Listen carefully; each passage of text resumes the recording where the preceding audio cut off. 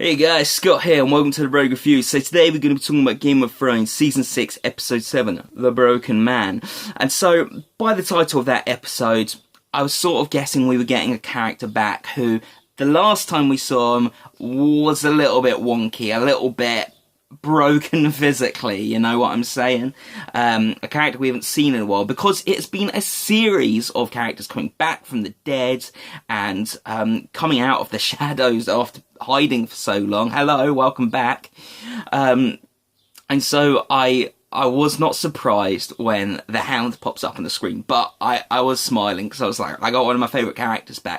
The Hound is awesome. Like, if you're a Game of Thrones fan, you're probably a fan of the Hound. He's probably in your top 5 characters because he's just a badass. He just don't give a damn. He'll kill a man for some chickens. You know, who doesn't want to be the Hound?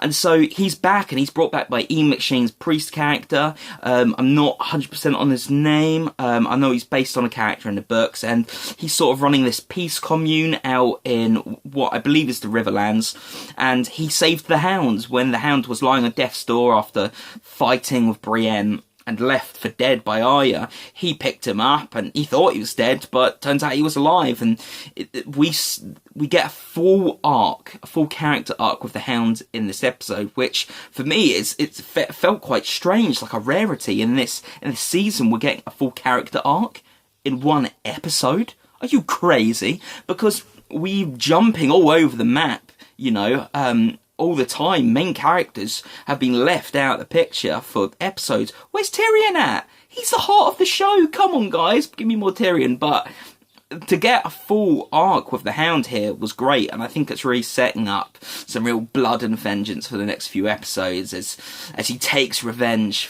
on the Brotherhood without banners. At least I believe it's them who killed the priest and the peace commune at the end. So it's great to see the Hound back and actually get a full character arc in an episode. And so the title of Broken Man, obviously I think it relates to the Hound, but it relates to other characters as well.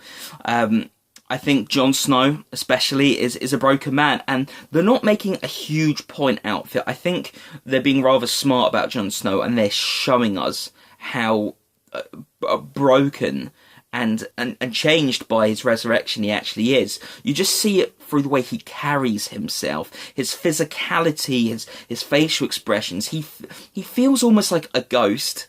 Hello, name of his direwolf. He feels like a ghost of himself in ways. He just doesn't command the same presence on screen or just, you know, in character. You know, he feels broken, and I feel like something is going to come. Perhaps a revelation of his true parentage. Maybe that's going to, you know, put new wind in his sails, basically, because he's fighting Sansa's war. He's doing this all for her and because it's the right thing to do. But I just don't believe him when he's like, we need to save Winterfell. He just feels not unconvinced, but like it's not my battle. I'm doing this because it's a duty to my sister. So I'm intrigued where that's going, and I love the fact they're not throwing Jon's change in our face. I think a moment's going to come this season that is going to really knock some viewers on the butts because they didn't see it coming. But for all us theorists out there, we've got a pretty good idea who his real parents are, and it's going to be sweet. If it's true, can't wait. Anywho, so let's jump off to another character, and let's go to Jaime, actually. And part of Jaime's story here, I think, really ties into the Northern storyline, and that Jaime's been sent to the Riverlands. We get Bronn back, which is great. And he's going to basically lay siege to Riverrun and take it back from the Blackfish, who is one of the characters from the Red Wedding who survived. He's a Tully, and he's taken back Riverrun from the Freys. And so Jaime tries to be a diplomat and talk to him. And we saw a little bit earlier on Jaime talk to the Freys and be like a real badass and slap him around and show that he's the man. And so we think, oh, he's in charge of this situation. And then, of course, Game of Thrones does a Game of Thrones this, and it flips the tables immediately. You think this character is on the ball and in control, but they're not. And so Jaime tries to talk to the Blackfish and completely falls in his arse, really. He's not a great diplomat. What is Jaime good at? He was good at mowing people down with his sword, but now he's lost his sword hand. Who is he? What is he? Is he defined purely by his relationship to Cersei and his dedication and his desire to be with her? What happens if Cersei dies? You know, who is Jaime Lannister? That's a question I think is posed in this episode quite neatly. And then, as I said, on the other side of the board, we see Davos being a great diplomat and doing what Davos does great, because Jon and Sansa are trying to win over the northern houses and they're not doing a good job of it. And then Davos steps forward like a badass and charms the Lady Mormont. And she was great, by the way. It's great to have a character on the show who is sort of that sort of who was a child who is sort of sarky, but she's a good guy, because the other characters we've got have been Joffrey and, you know, not Jon Arryn, Robin Arryn, you know, the one Littlefinger's got round his, you know.